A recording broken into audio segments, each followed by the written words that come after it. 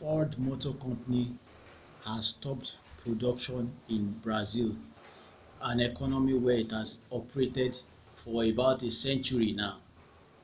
How did we get here? First of all, globally, the economy is weakening. There has been lockdowns in different parts of the world, and those coming from lockdown, there have been a second wave, and also there have been different variants in the UK and in South Africa. So the effects of all this have contributed, and globally the economy has weakened, and specifically for Brazil, the employment rate has dropped to about 15%, and the sales in the automobile industry has dropped to 26%. So we see that the economic indices for that country are not encouraging. So according to Jim Farley, the CEO of Ford Company, they start to do a restructuring.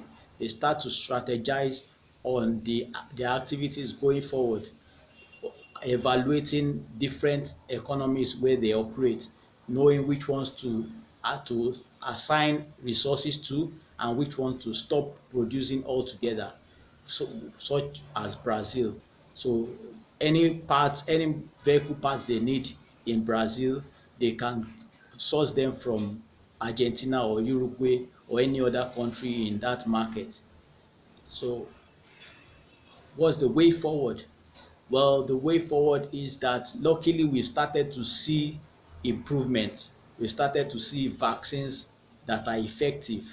Vaccines, production of vaccines that usually takes 5 years, 10 years, within months, we've seen vaccines produced that have been effective up to 87% and above when tests were conducted. So this is encouraging, and also we've seen mass vaccination. For instance, look at China, look at the Europe. We've seen vaccination taking place a lot, and we've seen the ability to restrict, the ability to control the spread of the virus. For instance, in the United Kingdom, they were able to uh, have effective lockdowns so as to curtail the spread of the virus. So also in Israel, Israel has been the best so far in the sense of in the by way of vaccination. They've been able to vaccinate a large percentage of their population so that they can produce they can have herd immunity, so that a large percentage of the population is immune to the virus.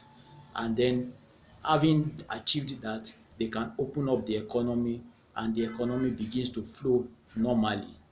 Let's cast our minds back to the 1929 stroke 1930s. That was the period when the majority of the world was in Great Depression, the Great Depression era. So most economies did not pick up until around 1933. The US in particular started to improve in 1933.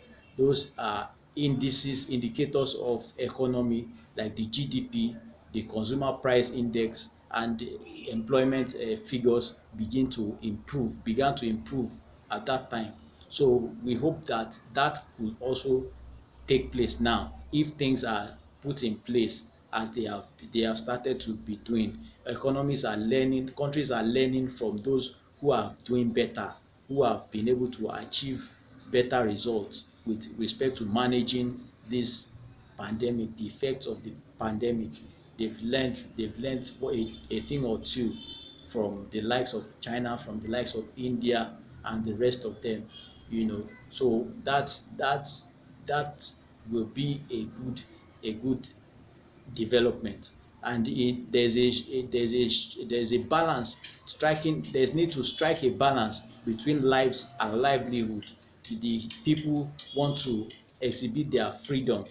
However, there needs to be some sort of restriction so as to curtail the spread of the virus, and to understand the way the virus is spreading, and to be able to vaccinate and make sure that they can get the economy open again, and reduce the number of deaths due to the virus, reduce the effects economic effect due to the virus. So all this has contributed in no small measure to the fortunes of Ford Motor Company, particularly in Brazil. So what they've done also, another way forward is leveraging technology, so that since workers cannot be